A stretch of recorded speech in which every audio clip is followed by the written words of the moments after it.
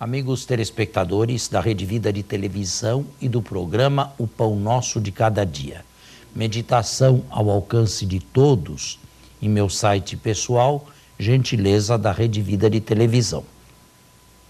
No texto evangélico de hoje, nós ouvimos a famosa pergunta de judeus a Jesus, ou aos discípulos de Jesus: por que vosso mestre não jejua? Por que vós não jejuais, como jejuam os demais? Jesus responde imediatamente, mostrando que o tempo de sua presença e do anúncio da beleza do reino de Deus não deveria ser um tempo de jejum, e Jesus não é lembrado especialmente na Sagrada Escritura como um grande asceta, uma pessoa que jejuava frequentemente, como João Batista, seu mentor. Mais tarde foi acrescentado o seguinte: dias virão em que o esposo lhe será tirado, então naquele dia jejuarão. Este texto famoso, quando o esposo lhes for tirado, então jejuarão, se refere ao tempo da igreja, ao nosso tempo. Quando nós falamos em jejum, nós entendemos imediatamente a abstinência de carne, ou então comer menos do que o costume, conservando o estômago naquele dia semivazio. Existem pessoas que fazem jejum, mas não usam esta terminologia.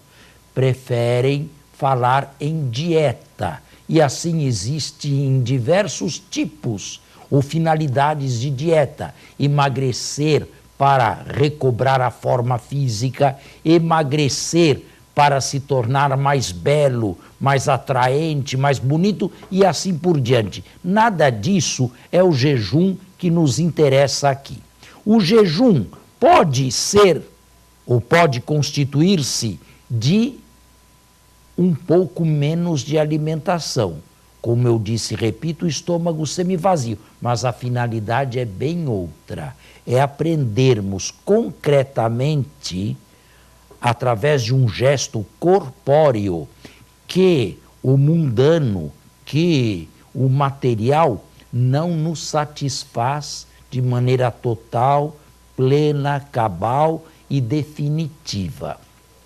Porém, isto dito, eu gostaria de acrescentar mais. Não existe apenas o jejum dos alimentos. Ele pode e, em alguns casos, deve ser feito. Repito, para aprendermos a apreciar mais as coisas que não se veem e não nos enchermos enormemente de materialidade.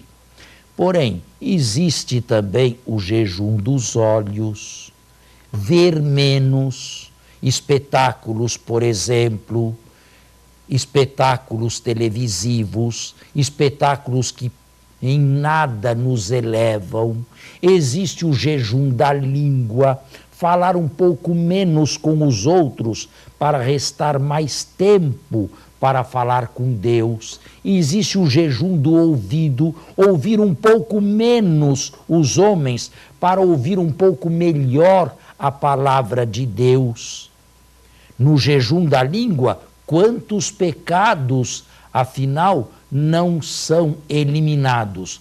Porque a língua é um instrumento mortífero e as mais das vezes nós a usamos para causar mal a outras pessoas, para causar mal ao próximo. Existem muitas maneiras de se jejuar, mas todas elas têm uma única finalidade: aprender-nos, fazer-nos aprender a amar mais as coisas invisíveis, mais as coisas do céu, do que as coisas da terra. Escolha cada um a maneira de jejuar a modo de agradar a Deus.